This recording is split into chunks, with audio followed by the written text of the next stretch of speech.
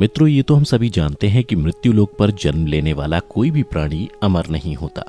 अर्थात उसे एक ना एक दिन मरना ही होता है। लेकिन क्या आप जानते हैं कि मरने के बाद आत्मा का क्या होता है, या मृत्यु के 24 घंटे के बाद आत्मा अपने घर वापस क्यों आती है और वह कितने दिनों तक अपने घर में रहती है? अगर नहीं जानते तो मैं आपको बता दूं कि इन सभी सवालों का जवाब गरुड़ पुराण में विस्तार से बताया गया, और आज की इस वीडियो में हम आपको यही बताने जा रहे हैं। नमस्कार मित्रों, द डिवाइन टेल्स पर आपका एक बार फिर से स्वागत है। मित्रों, गरुड़ पुराण में बताया गया है कि जब किसी की मृत्यु हो जाती है तो यमराज के दूत उसकी आत्मा को अपने साथ यमलोक ले जाते हैं,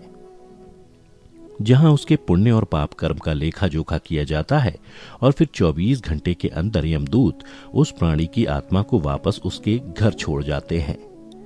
यमदूत के द्वारा वापस छोड़ जाने के बाद मृतक की आत्मा अपने परिजनों के बीच ही भटकती रहती है और अपने परिजनों को पुकारती रहती है, लेकिन उसकी आवाज को कोई नहीं सुनता। यह देख मृतक की आत्मा बेचैन हो जाती है और जोर जोर से चिल्लाने लगती है, तब भी उसकी आवाज को कोई नहीं सुनता। इसके बाद मृतक की आत्मा अपने शरीर में प्रवेश करने की कोशिश करती है, लेकिन यमदूत के पाश में बंधे होने के कारण वह मृत शरीर में प्रवेश नहीं कर पाती है। इसके अलावा गरुड़ पुराण में बताया गया है कि किसी की मृत्यु हो जाने पर जब उसके परिजन रोते बिलखते हैं तो यह देख मृत आत्मा दुखी हो जाती है और वह भी रोने लगती है, लेकिन वह कुछ कर नहीं पाती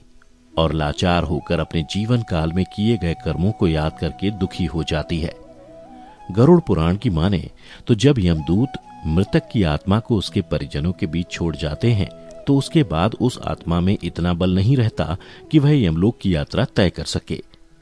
गरुड़ पुराण के अनुसार किसी भी मनुष्य की मृत्यु के बाद जो 10 दिनों तक पिंडदान किया जाता है, उससे मृत आत्मा के विभिन्न अंगों की रचना होती है, और फिर 11वें और 12वें दिन जो पिंडदान किया जाता है उससे मृतक की आत्मा रूपी शरीर का मांस और त्वचा का निर्माण होता है, और जब 13वें दिन 13वीं की जाती है तब मृतक के नाम से जो पिंडदान किया जाता है उससे ही वो यमलोक तक की यात्रा तय करती है।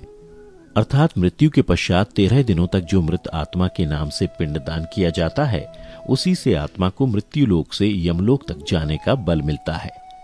मित्रों, इसीलिए गरुड़ पुराण में बताया गया है कि जब किसी मनुष्य की मृत्यु हो जाती है तो उसकी आत्मा 13 दिनों तक अपने परिजनों के बीच भटकती रहती है,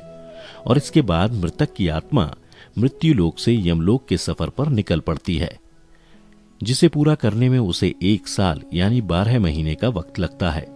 मान्यता के अनुसार 13 दिनों तक किया गया पिंडदान इस 1 वर्ष मृतक की आत्मा के लिए भोजन के समान होता है। मित्रों, अब आपके मन में सवाल उठ रहा होगा कि अगर किसी मृत आत्मा के निमित्त पिंडदान नहीं किया गया तो क्या होगा? तो मैं आपको बता दूं कि इसका भी वर्णन गरुड़ पुराण में विस्तार से किया गया है, जिसके अनुसार जिस मृतक आत्मा के नाम से पिंडदान नहीं किया जाता है उसे 13वीं के दिन यमदूत जबरदस्ती घसीटते हुए यमलोक लेकर जाते हैं,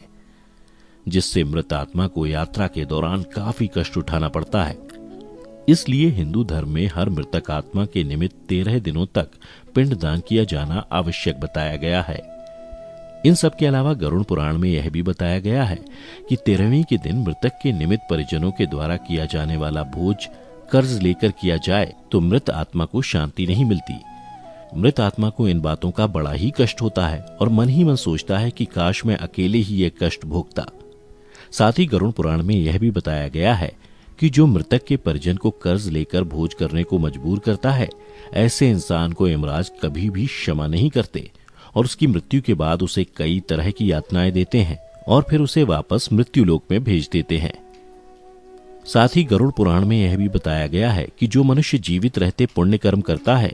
उसे यमदूत मृत्यु के 13 दिनों बाद अपने साथ यमलोक ले जाते हैं, और ऐसी आत्मा को मृत्यु लोक से यमलोक तक जाने वाले मार्ग में किसी भी तरह का कष्ट नहीं झेलना पड़ता।